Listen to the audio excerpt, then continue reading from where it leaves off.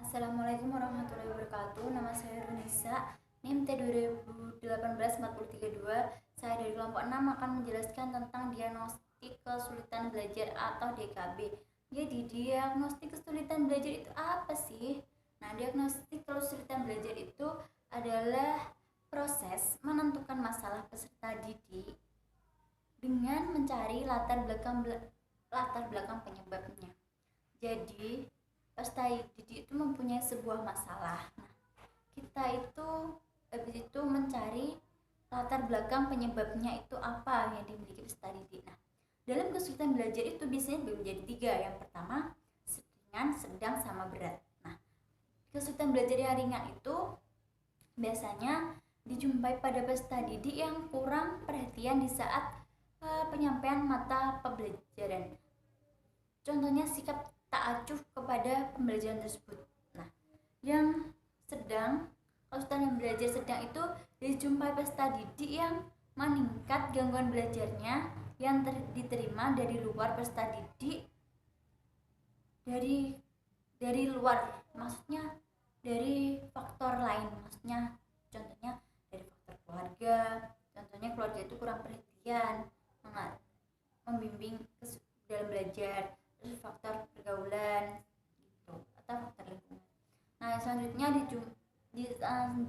itu yang ketiga, kesulitan belajar berat. Kesulitan belajar berat itu dijumpai pada peserta didik yang memiliki ketunaan pada mereka. Contohnya memiliki kecacatan pada mereka. Contohnya tuna rungu, tuna netra, tuna aksara, tuna daksa gitu. Ya. Jadi, sebuah peserta didik yang mengalami kesulitan belajar adalah peserta didik yang memiliki intelijensi yang normal. Nah, dengan demikian atau dengan kata lain, peserta didik dikatakan mengalami kesulitan belajar bila prestasi belajar yang dicapai itu tidak sesuai dengan kapasitas intelijensinya gitu. Jadi peserta didik yang memiliki kesulitan belajar itu adalah yang tidak mencapai kapasitas intelijensinya. Terus permasalahan belajar peserta didik. Yang pertama, ada kekacauan belajar. Jadi dia tuh sangat kacau dalam belajarnya karena dia itu tidak fokus. Jadi belajarnya itu tidak terarah, kacau gitu. Terus yang kedua, ketidakmampuan dalam belajar. Ketidakmampuan dalam belajar ini contohnya dia itu kesulitan dalam belajar ini, tapi itu dia itu tidak mampu berpikir ini dan tidak ada yang membimbing gitu, atau lamban berpikir gitu. Terus selanjutnya prosedur dalam kesulitan belajar. Nah, ada prosedurnya. Yang pertama itu mengidentifikasi siswa yang mengalami kesulitan belajar. Setiap siswa itu kita harus mampu mengidentifikasi siswa ini. Contohnya kita itu mengasih target nilai segini. Nah, tapi dia itu tidak mencapai target. Jadinya kita itu harus identifikasi oleh faktor apa dia gitu. Terus melokalisasi letak kesulitan belajar. Melokalisasi letak kesulitan belajar ini, peserta ini kesulitan belajarnya apa pada mata pelajaran ini saja, atau dalam mata pelajaran lain dia itu tidak mengalami kesulitan belajar gitu. Terus yang ketiga itu menentukan faktor penyebab tadi, apakah itu dia yang malas dari diri sendiri atau penyebabnya faktor dari luar, oleh dari keluarga, apa dari faktor pergaulan atau lingkungannya.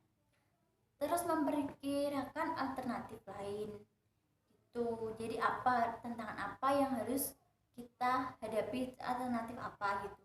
Terus memberikan solusi atau mengatasinya, contohnya dengan cara mengadakan remedi, mengadakan tes agar untuk memperbaiki.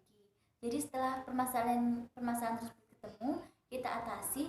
Terus habis itu kita mengatasinya, habis itu kita adakan tes lagi atau program remedi gitu. Jadi agar proses belajar itu berhasil pada siswa, maka guru itu harus berusaha menemukan letak dan jenis kesulitan belajar yang dihadapi pada setiap siswa itu sendiri. Jadi kedudukan diagnosis belajar pada kesulitan belajar itu sangat penting sekali untuk mengetahui. Jadi itu adalah PR besar bagi kita semua, bagi guru untuk mengatasi masalah kesulitan dalam belajar siswa. Jadi kita itu harus tahu setiap siswa itu pasti memiliki kesulitan belajar yang berbeda-beda. Jadi guru itu harus mampu menangani atau mengatasi kesulitan apa yang diderita oleh siswa tersebut, agar kita pembelajaran itu selaras dan memenuhi target, dan pembelajaran itu agar lebih tepat begitu. Sekian dari saya, mohon maaf apabila ada kekurangan. Saya akhiri. Wassalamualaikum warahmatullahi wabarakatuh.